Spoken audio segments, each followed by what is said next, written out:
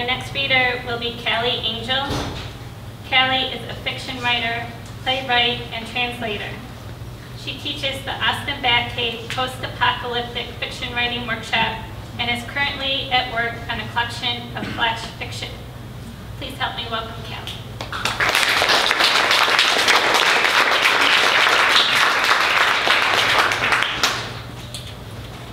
Kirk, thanks so much for another great year. This is some of that flash fiction. Working title.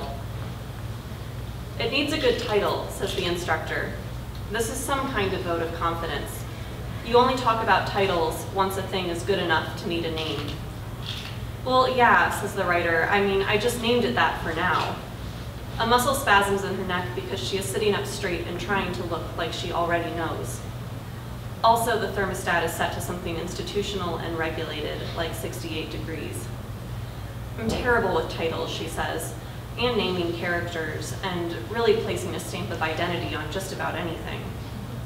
There are 7 to 10 other writers in the library's basement seminar room, and the suggestions come like acorns dropping from a live oak in a strong breeze. She tries not to wince at each miniature thud. Yes, says the instructor, pointing across the room.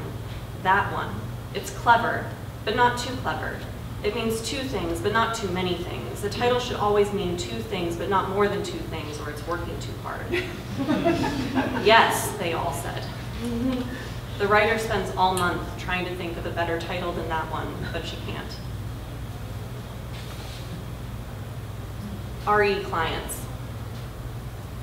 The emails don't stop coming, like water torture. 1, 2, 1, 1, 2, 3, 10 all at once that a filter didn't catch because of a typo, 1, 1, 2, 7, on and again and more until she realizes it's been 47 minutes and she hasn't gotten shit.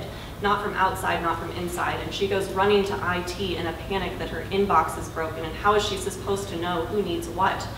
But it's not, because here they come again, like sugar ants in a clean kitchen with a filthy kitchen in the apartment next door, or so she assumes. And when you see one, you have to squash it or track it back to the source, look for the trail, wipe away the crumbs and the drips of red wine from that disintegrating cork, and sterilize the countertops, and for a little while, always they'll go away, but then in half an hour, or in the middle of the night, or the next week, they are back. One crawling past the chrome handle of the spice cabinet. Did she cap the agave nectar the last time she used it? And 2 tracking like reanimated coffee grounds along the precipitous edge of the sink again and again until she knows before she even gets out of bed that there they will be as soon as she turns away from the tea kettle and opens her eyes wide enough. In the 3rd stall one day during an extended bathroom break, she reads on her phone that the males are called drones and the workers are female, that they have been around since before the dinosaurs on most continents, that they may form as much as a quarter of the animal biomass in any given ecosystem. She calculates the impossible load they can carry. She thinks about the chicken thighs in her freezer, and if a quarter of that meat were made of ants, and that night for dinner she eats pasta standing up by the stove. She has refined the skill of spotting their petiole waste moving against the mottled texture of the granite. In the morning, she stands motionless in sock feet, clutching a warm travel mug, and stares with fuzzy vision, striking like a sniper with the pad of her thumb when they emerge from the camouflage.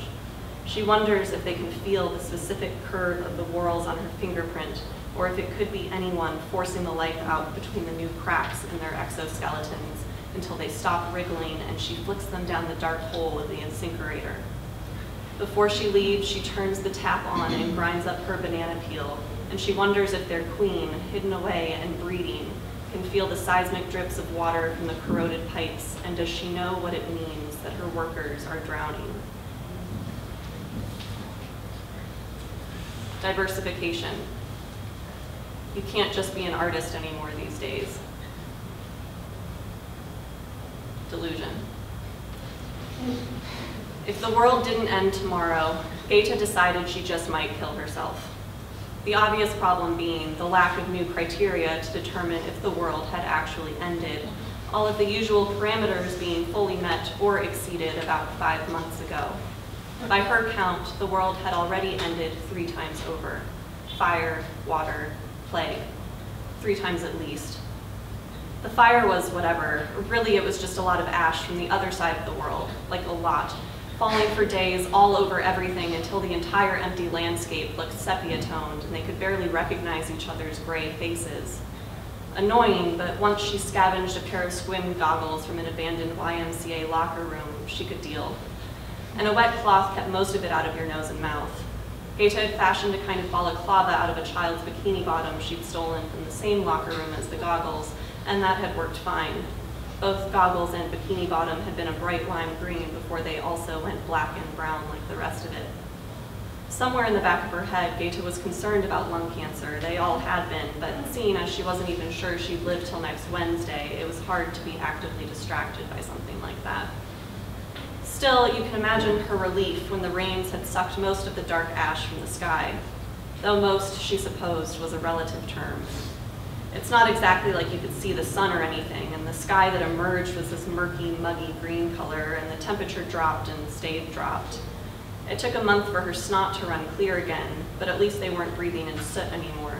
A few of them who hadn't wilted in the hot smog were swept away in the torrent, but most of them just left a long trail of sucking footprints in the loamy mud, and together they avoided the cities and searched for high ground and mature root systems. Then the plague. Now she is wandering across the fallow fields of what used to be Illinois, with the brown bikini bottoms pulled over her head for warmth. In the distance, she thinks she sees an electric green butterfly, maybe a dido or a monarch. She takes off chasing after it, kicking up cold, wet earth and plowing a furrow in her wake, not because she wants to catch it or hold it or keep it, but because she'll do almost anything these days to create the sensation of having something ahead worth running toward.